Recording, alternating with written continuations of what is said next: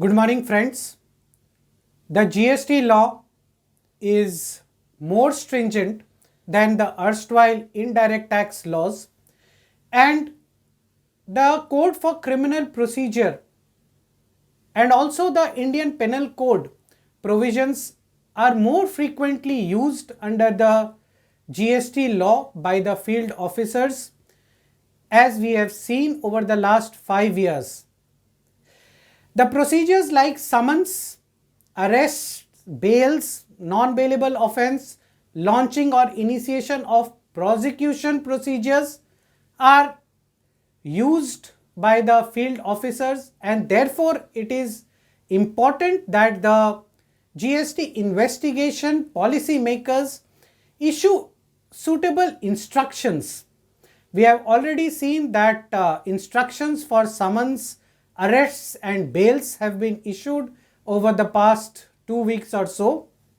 Now, while instruction number 4/22/23 dated 1st of September 2022 and instruction for initiating prosecution proceedings under GST has been issued by the GST investigation wing. It is a very detailed instruction, and it also provides a new concept to generally what is understood by the taxpayers and even the tax practitioners who are not many a times conversant with the Code for Criminal Procedures and IPC.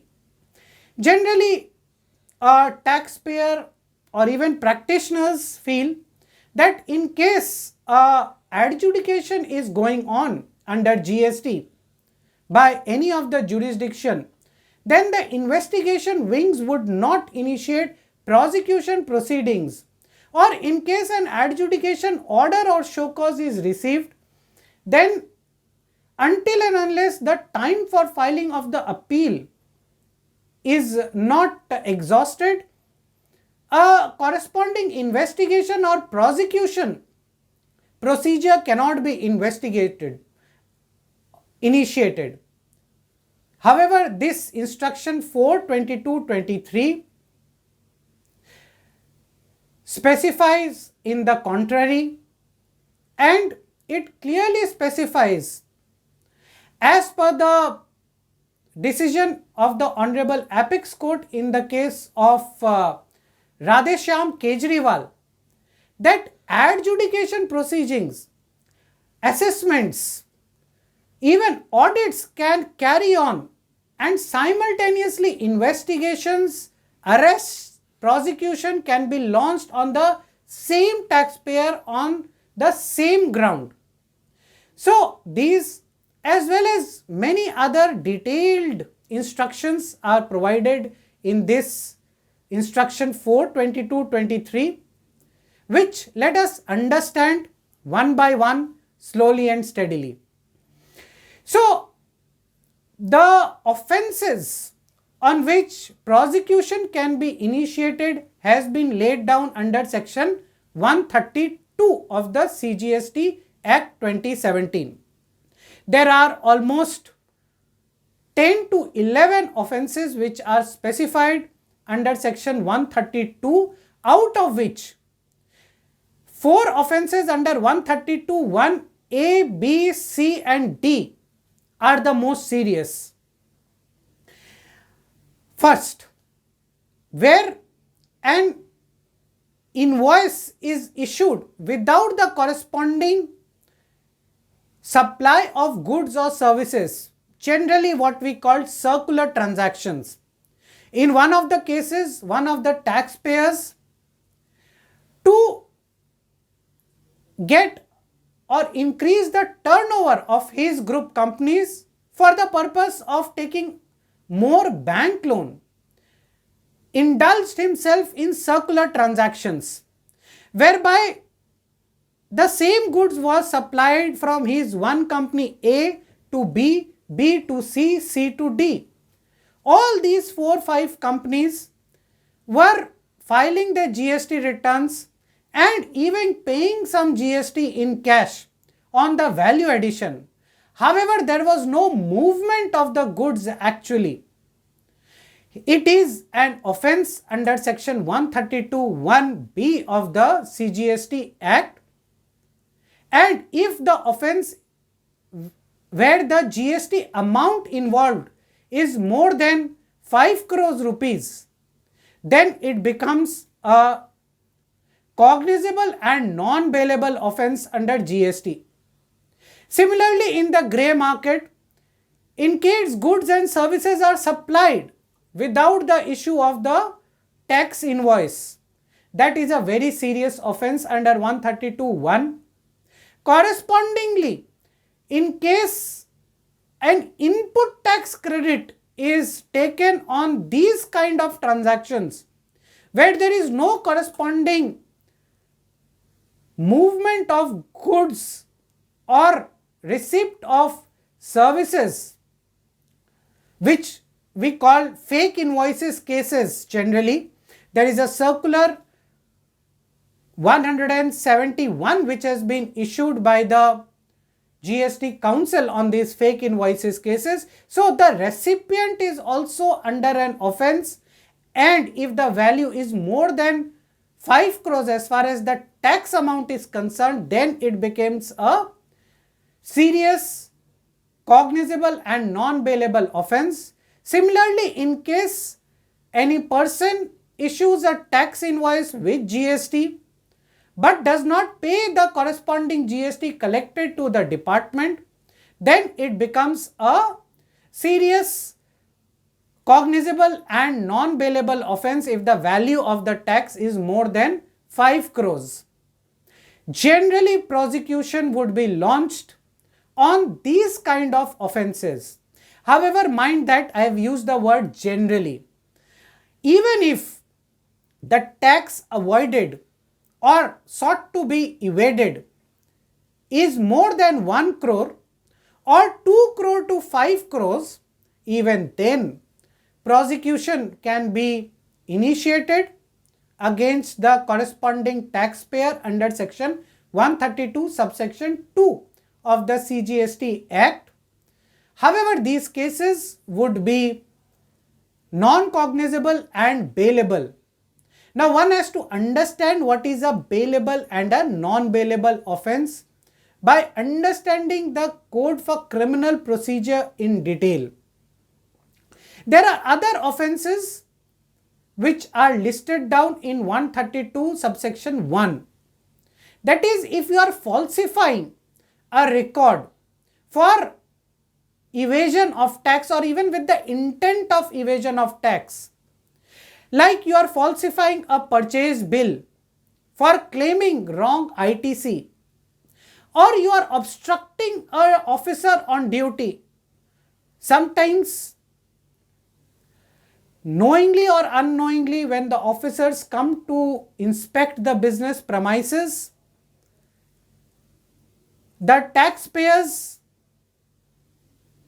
obstruct them while on duty or do not produce the required documents as required by the GST law, that can be considered to be as an obstruction to an officer on duty or non-provision of information as required by the officers. These are offences on which prosecution can be launched under GST.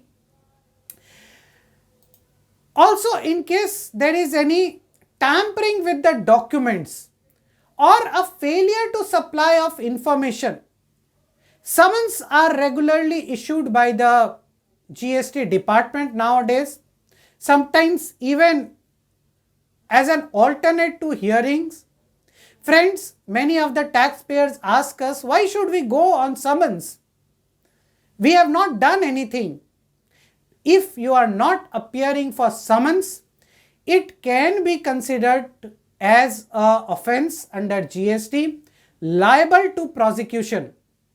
Therefore, one has to supply the required information as sought by the GST officers and the GST department. Otherwise, in case the amount of GST involved is more than 1 crore, for bailable offences and more than 5 crores for non-bailable offences, a prosecution procedure can be initiated under GST. However, the prosecution is not a general procedure like an adjudication or maybe a summon or an investigation. It is something very serious, and therefore only the commissioner or the ADG investigation in the zones can finally approve a prosecution initiation against a taxpayer, and that approval cannot be done just like that. It has to come from the lower authorities. The corresponding investigation report should be signed by the superintendent, then by the ACDC, and then by the joint commissioner, joint director, or additional commissioner, additional director, as the case might be.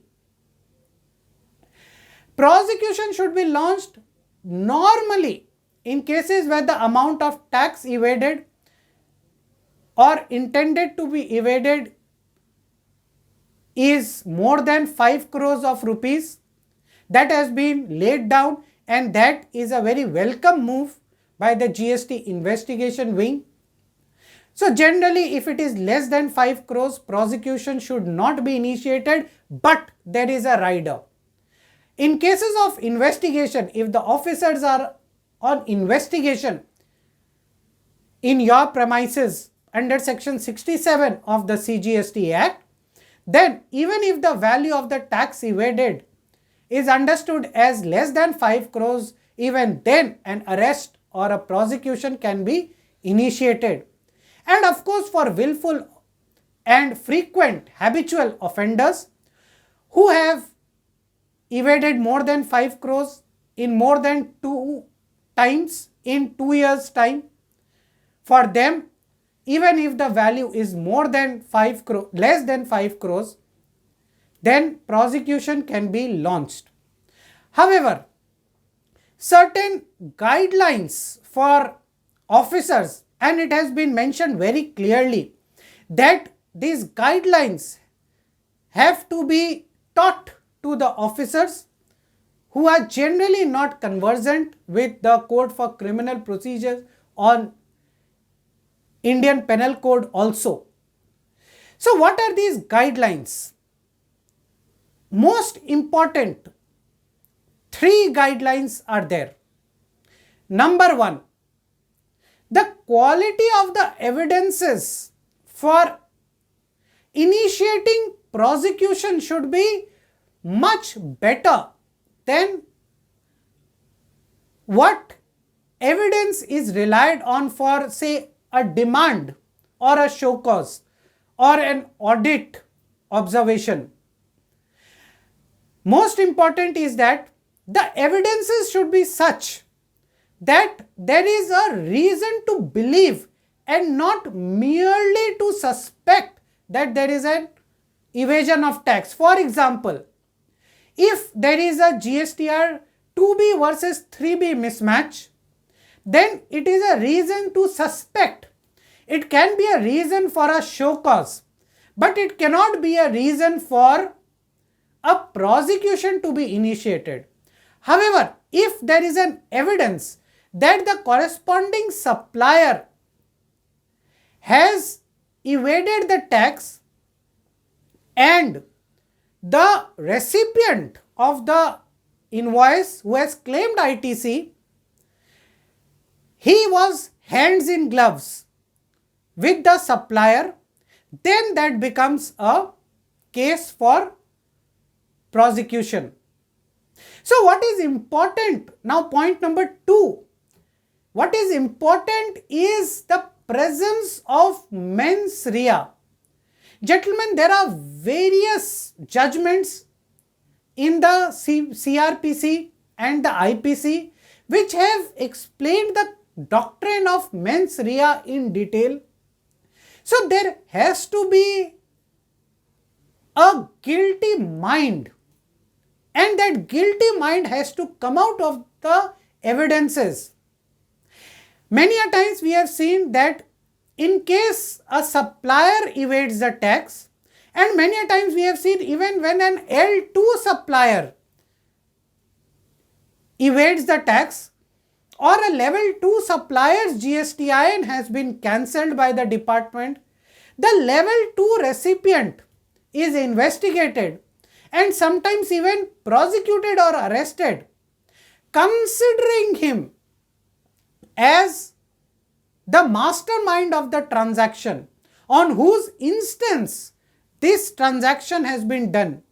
In fact, in one of the cases, it was alleged that a bill to ship to transaction is merely a paper transaction where the beneficiary is the actual recipient of the goods and he is the mastermind of the transaction. This can be a suspicion, of course, but until and unless there is a reason to believe, a prosecution should not be launched. So, third point, important, is that the prosecution, in case it is launched against a company, should not be launched against every officer of a company, including an independent director. It has to be launched on only those officers where it is considered that those officers are involved in the intended evasion of GST. Which also brings us to a very important point from the taxpayer's point of view, that in case of a company, if you are the CFO or CEO or any manager or secretary of the company, you are not free from a process of prosecution in case it is found that the concerned person is hands in gloves for the intended evasion of the tax. However, if one is an independent director or a sleeping partner of the partnership firm, then one cannot be under a prosecution procedure merely because all partners or all directors are considered to be hands in gloves. An independent director or a sleeping partner does not have generally any role in the day-to-day operations of a company. So all of these points are very important to note. Also that it is very clearly mentioned that a prosecution procedure is something very serious, and therefore the senior officers of the department have to take personal interest and not leave it to the last officer in the hierarchy. The powers under section 159 for publishing the names, if it is considered to be in public interest, might be used by the department. So, a prosecution can be made very serious affair for the public at large, to inform the public that a prosecution has been initiated against a particular company, and so in case such a serious procedure is initiated against a taxpayer, then the taxpayer's name might be published and the business might be impacted. However, an opportunity of compounding under section 138 should be provided to the taxpayer before launching of the prosecution proceeding. So friends, this is a very elaborate instruction on launching of prosecution proceedings under GST. Taxpayers, tax practitioners, and even the GST officers must go through this in detail, because nowadays, as we have understood, the CRPC, IPC has been used very frequently under GST. So before launching of prosecution proceedings or arrests or even summons under GST, the department has to be very clear of the rights and duties of the taxpayers. Even the taxpayers need to be very clear of the powers which are there in the hands of the department. Also, all of these are procedures which are intended to deter any evasion. Therefore, robust compliances are very important under GST, and it also improves the business of those taxpayers who are considered to be very compliant under GST. Thank you very much for watching. Do share, like this video, and press the bell button for maximum dissemination of knowledge. Stay tuned for more updates on GST, income tax, customs, etc. Thank you very much.